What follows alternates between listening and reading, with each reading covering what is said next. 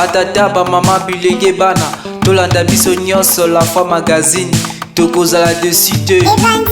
Nini wana La Foi Magazine Nini wana La Foi Magazine La Foi Magazine La Foi Magazine La Foi Magazine La Foi Magazine La Foi Magazine La Foi Magazine biso na bino pene pene La Foi Magazine La Foi Magazine La Foi Magazine La Foi Magazine La Foi Magazine biso na bino pene pene information assurée qualité image kolobaté la meilleure promotion pour tous vos événements La Foi Magazine La Foi Magazine La Foi Magazine La Foi Magazine mokolo elamu na balandi nyonso ya La Foi Magazine ebiki bozali ebele liboso ya baetando eke na bino mpona kolanda magazine na bino oyo bolingaka mingi oyo ngai mpe na dejo bekanga nazali na esengo ya kopresente yango mpona bino tika tobanda basango ya lelo na elema oyo Kibongo ministre Tony Mwoba ye ayaki bongo kokutana na balakisi nyonso ba oyo basala mosala na bango na ba oyo nyonso tu basala mosala kasi bazwa lifuta te uta babima retraite na bango na yango ministre Tony Mwoba abengisaki bango nyonso na nombre ya 60 personnes akabolaki bango ba congélateur kolia komela ezanga te mpona retraite na bango balaki oyo bapesa mayele uta kalakala bazwaka lifuta te uta bafanda na bandako esali mikolo ebele kasi lelo ministre Tony Mwoba aye kokanisa bango na mosala na ye ya kitoko pe malamu abengi ba mama nyonso bino boyebi tala ndenge bazobina bino moko bolandi tala papa ndenge azosepela na koganga bolanda ndenge tala mama wana tala ndenge asepeli primaire, secondaire et technique. Monsieur l'inspecteur général de l'enseignement primaire, secondaire et technique, mesdames et messieurs les directeurs, chefs de service, mesdames et messieurs les inspecteurs généraux adjoints, mesdames et messieurs les directeurs provinciaux de l'enseignement primaire, secondaire et technique, mesdames et messieurs les inspecteurs principaux provinciaux de l'enseignement primaire, secondaire et technique,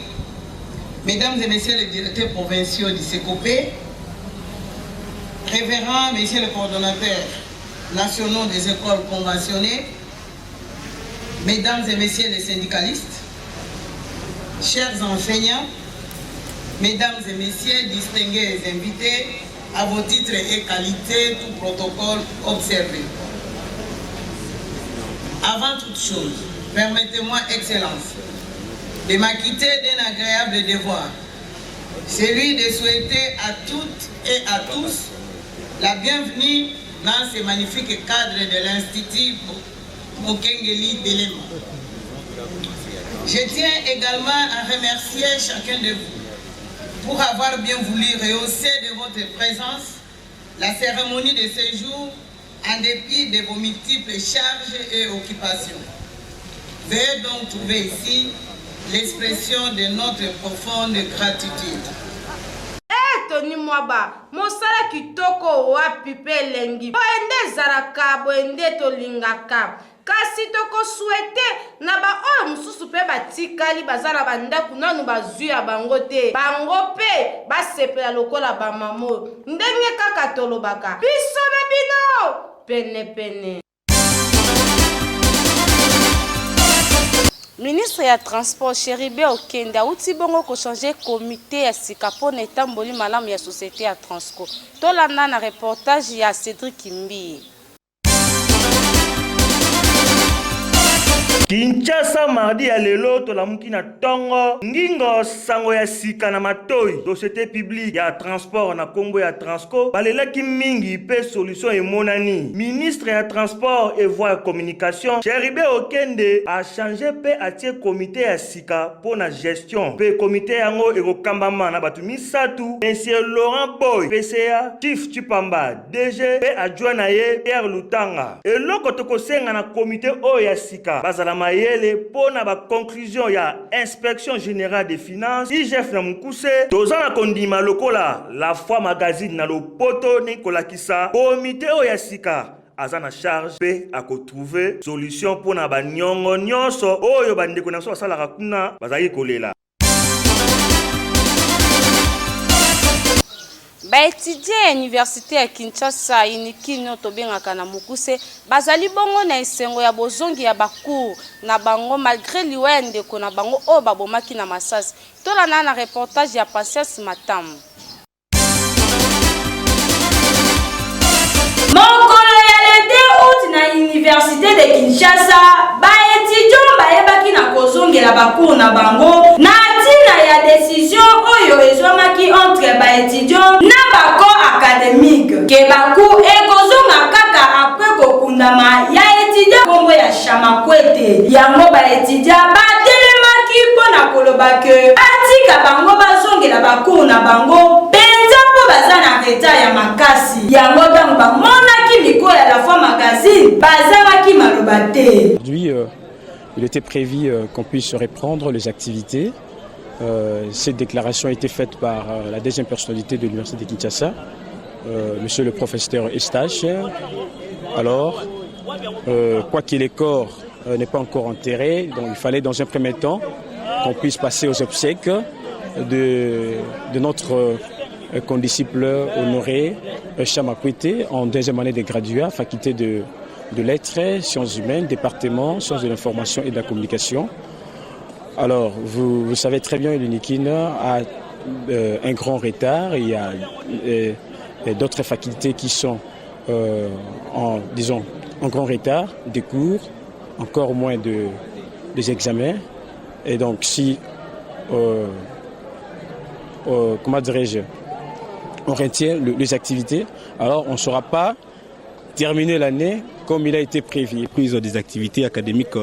était prévue et nous, aujourd'hui, nous avons défendu. Yakoyeba ezali ete baétudiant bayebaki na kosepela makasi lolenge basili kozongela bacour na bango normal pe balobaki lisusu ke bakosala desordre te nkino bakokunda ami na bango Chamakwete oyo babomaki epai ya policier po te ye alataki kashine te kaka ndenge tolobaka na La Foi Magazine biso na bino pene pene.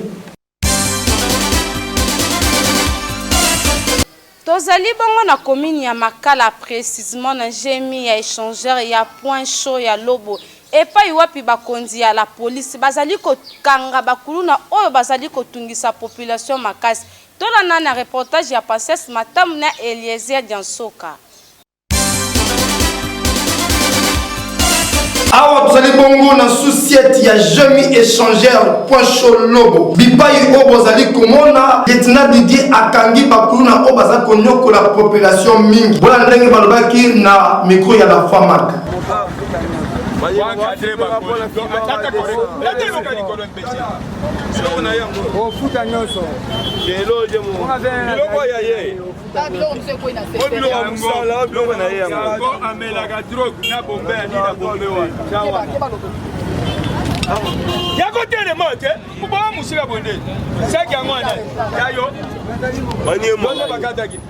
Point chaud Lobo oyo ya échangeur centre ya génie centre. Likambo nini bobengi biso La Foi Magazine mbangu awa na commune ya Makala. Bon mama oyebi kelobi tozali na parade mokonzi apesaki mbela mpona baefiziki oyo baza kotungisa population na biso yango tobengi yo mpo yo moko otala ozwa image ya bato oyo mutu omoni aza na suki wana ya lox wana oyo wana ozomona kombo na ye grand katakata na ndenge ya jete kombo na ye grand katakata oyo mutu ozomona wana ye asalaka liseki te ozomona biloko eza na se wana eza biloko na ye oyo ye oyo biloko oyo ya ye moko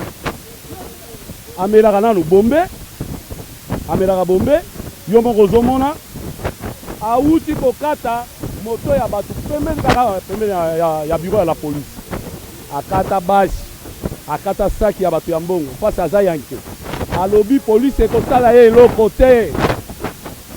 ye bakanga ye balemba ye yango tobengi bino komi ye police ekosala ye eloko te police eselemba ye yango tobengi bino bozwa image na ye yango tonazosenga na bakonzi po nazosenga na bakonzi bazwa charge ya moto. Je crois et l'autre bengela kiti ya baninga na ye déjà bana na kanya makasisi lo na ye kombo na ye nani ye c'est risque alias mon cœur wana ekiri nini na makala 5e bataillon Punza na kati ya makala ye baninga na ye déjà lo na ye baninga na ye baza na kanya makasisi ntango tokangai baninga na ye oyo bakendaka sese ye akimaki yango comme lieutenant Didier alalaka te awa na makala azali misonga mpona koveye mpona population ya makala yango atiaki maboko epa na ye yango omoni tobengisi yo mpo ozwa image bazwa image longonya mosala kitoko mapinga na kati ya komi na makala tozokoba tuza mosala mbote lieutenant Didier mbote tokuti lisusu babambili ngoto awa na kati ya point chaud jemi awa na lobo problème nini su papa na biso ok toza na point chaud ya Jomi centre na avenue lobo awa et puis tozo dépendre na Jomi centre l'échangeur et pas ya major Faustin Numbi nazo présenter oyo ba brigand oyo kombona omoni de risque alias Moke ekiri nini papa bandela 5e bataillon ekiri Punza awa na makala na sisteri moko bato bazali kobuka bandako ya bato kokotela bato koyiba kobotola tokanga mibale ana baa deja na niveau akanya makate ya kimaka akenda bakongo yango mpe torekipere azokendaki de droit epa rejoindre baninga oyo baza akanya makate akendoloni na biso nini masango omoni oyo aza pomba ekiri nini papa musane nini koya pomba epi muyibi musane eza nini kobombe bamoto wana ozo comprendre 200 aza na bagilete akoprofite omona sa nini akataki basa bato akatisaki plenyane azali wa plenya na ye plenya akotema pembeni ya lieutenant Didier ine plenya na ye nde plenyane nde akoporte plainte nde na kepesa ya bapolisier bakendaki bakangi ye alo place naye na makala bango mibale baplace na bango awa eza te wana toa problème moto mais soki kaka ozongeli mobulu totio maboko tokozonso kaka koto okendaki wana ozo comprendre donc il faut kimeza na mboko oyo mpe awa omona bagilete eza mosika ezobula eza mpe awa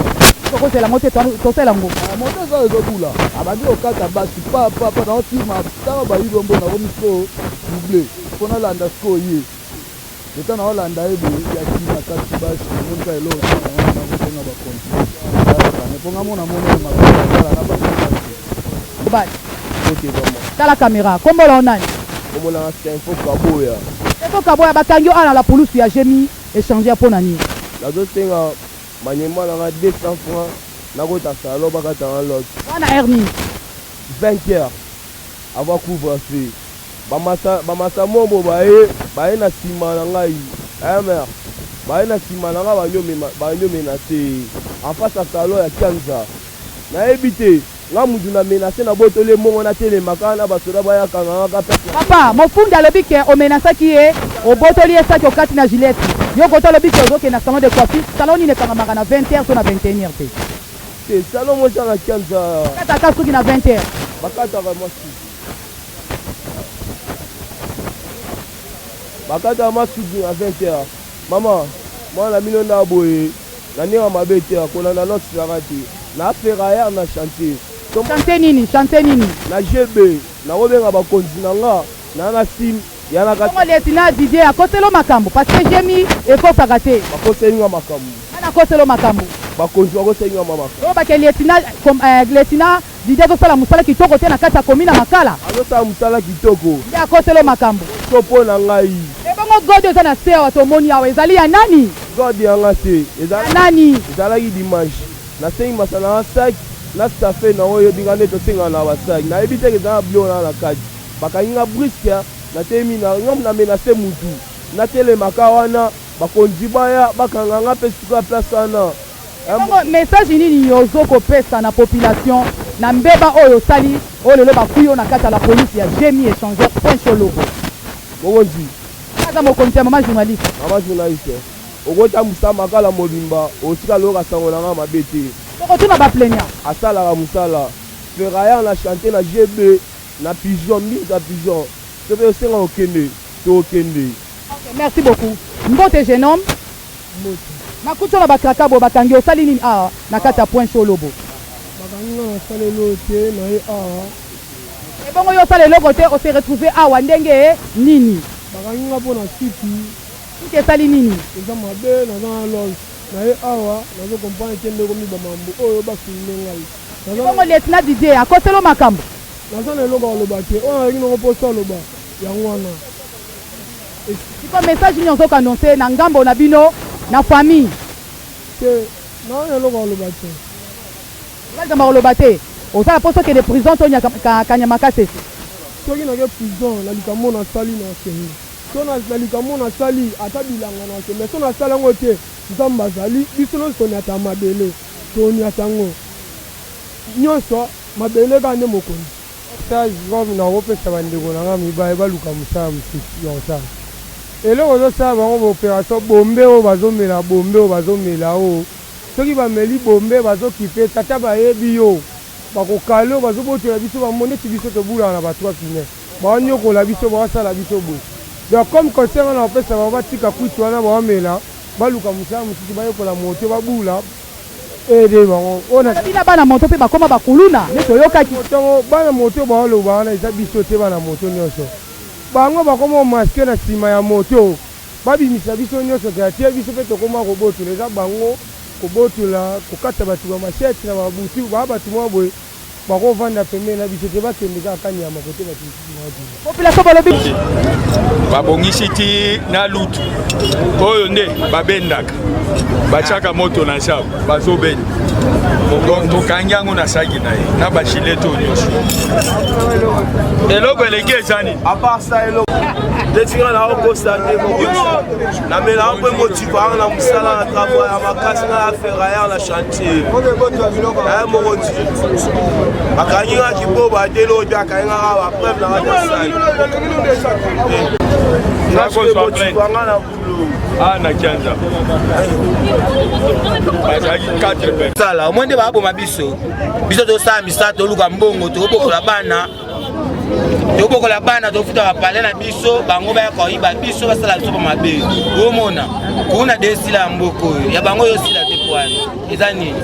tala nano nga asede mutu moto tani babebisi moto ya bato nga alonge mosala na mitene naloba boye ni bulo oyo tokanyamaka te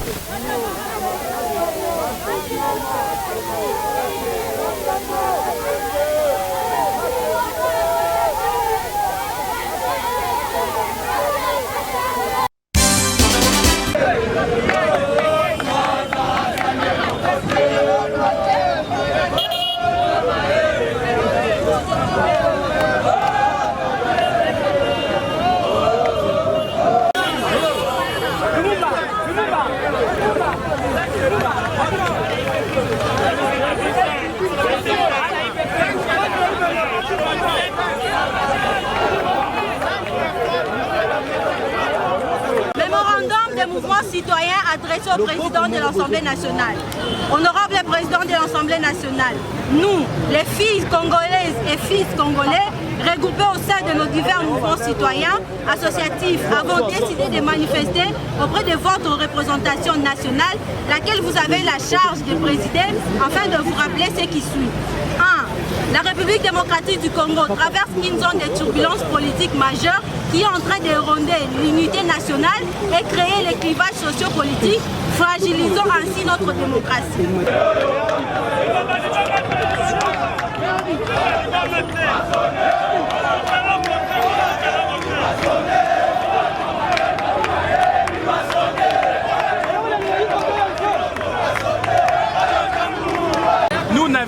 nous n'avons pas déposé les mémos comme prévu. Vous avez vous-même constaté de vos propres yeux, vous avez pris des images, comment est-ce que la police de la République démocratique du Congo nous a réprimés. Ces mêmes actes que nous avons décriés à l'époque du régime passé de M. Kabila, ces mêmes actes continuent avec le nouveau régime. Ils nous ont menacés, ils nous ont tabassés et à la fin ils nous ont demandé si nous n'avons pas apprêté les mémos comme si on venait, on devait faire les choses comme si avec beaucoup de manières, c'est-à-dire que le papier ne pouvait pas être froissé avec tout ce que nous avons vécu aujourd'hui comme brutalité. Et à la fin, nous n'avions pas pu déposer notre mémo à la personne compétente. Nous autres commis salité ne connaissons pas maté, ils ont un ya mboka na biso. Biso toza ba mouvement citoyen. Oyo to réclamera pour na bolamu ya peuple. To constata que seni oyo balingi ko tchela biso, eza seni eza na ba tendance politique, eza na ba clientélisme, eza tribal. Tango totali boyo to lobi que te na 2023 soki toke na seni oyo et kozala solution te tokoya kobima lisusu na makonomi oyo tomonaka na 2011 ya bitumba ya contestation yango toyaki kosenga na mokonzi ya Assemblée nationale oyo ainterinaka président Assemblée nationale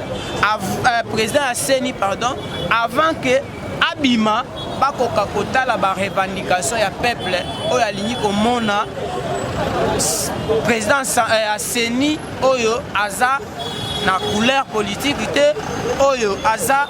na appartenance politique te oyo aza neutre tangu toye awa mwana mboka toye na citoyenneté nyonso toyaki kobunda te toyaki kotungisa ou bien commettre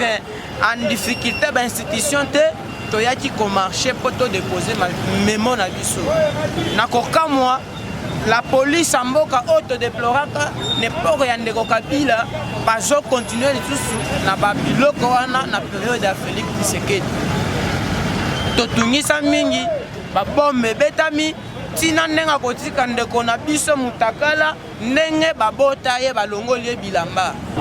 tozali ba Congolais toujours défendre toujours intérêt ya nation depuis décennies oyo Congo ezala Congo depuis 1960 tozali kaka na crise moko ezotika mboka toujours par terre oyo ezali crise ya légitimité.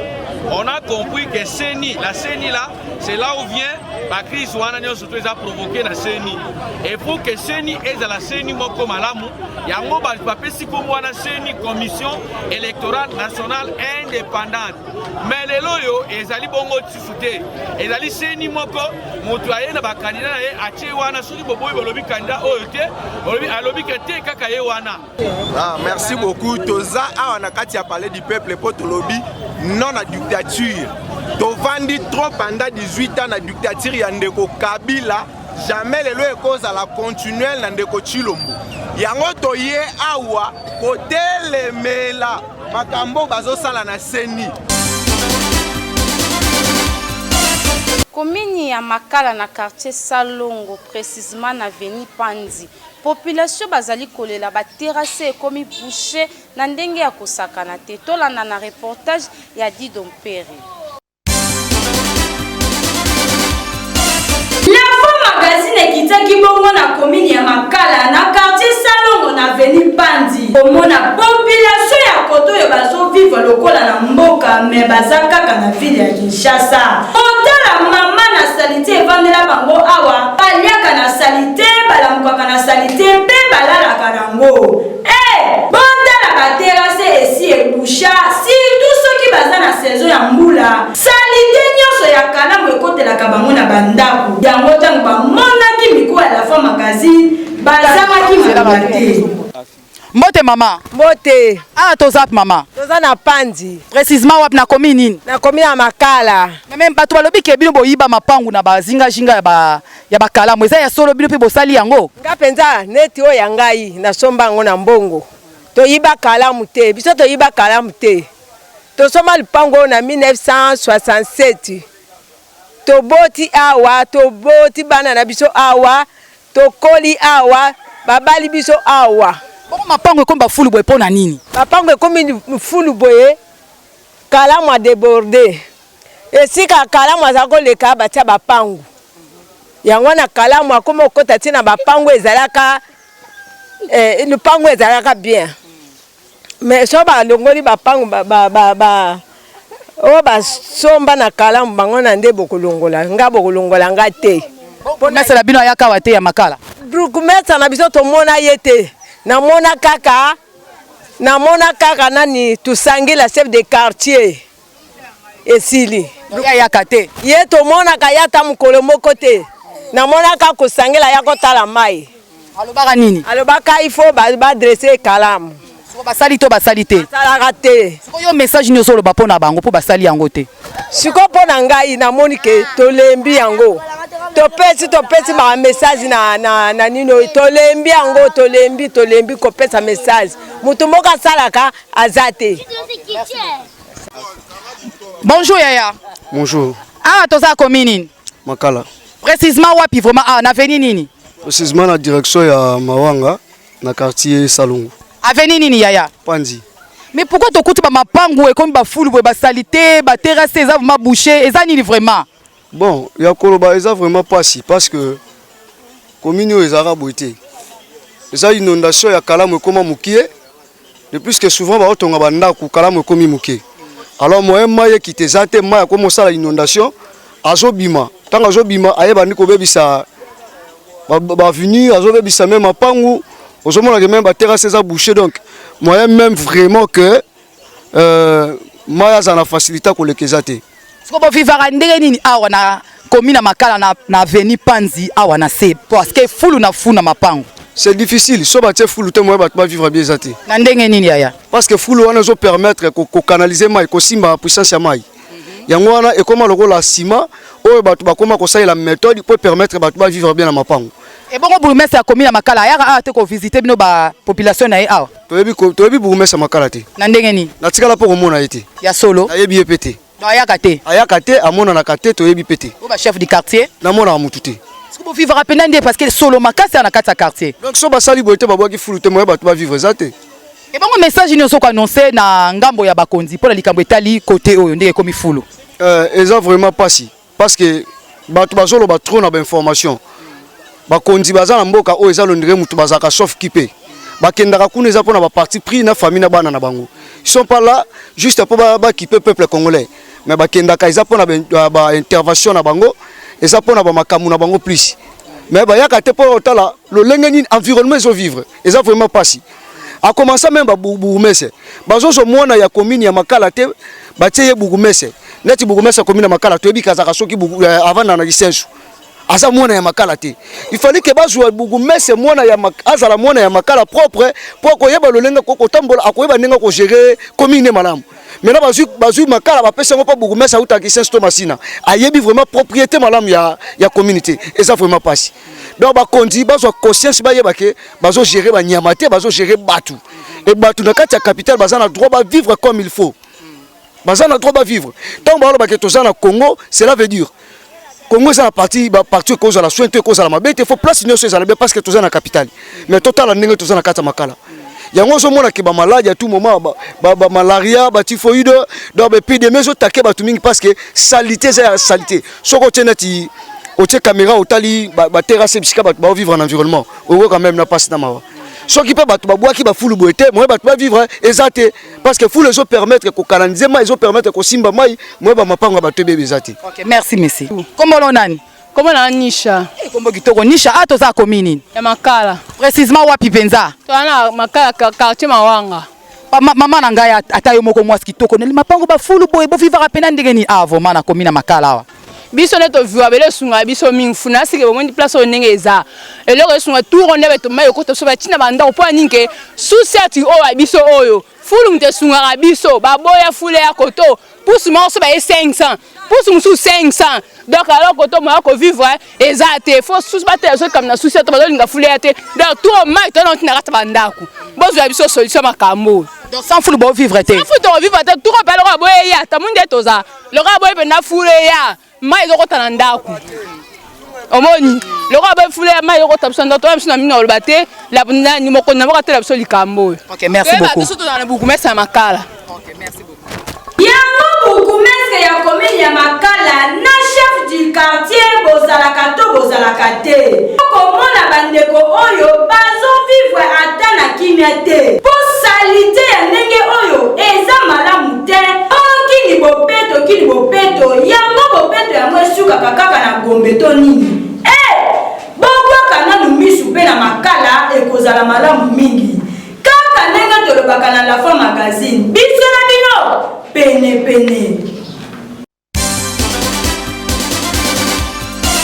kitoko na elengi wapi ya koyeba ke bozalaki ebele liboso ya baposte téléviseur na bino mpona kolanda La Femme Magazine na bino ekomi na suka tika bongo naloba merci na baye bazalaki nsima ya kamera Eliezer Diantoka Gloire Kembo kuna na montage Exaucé Musumadi na coordination sage toto bakisele maele plus maele ndenge kaka tolobaka biso na bino pene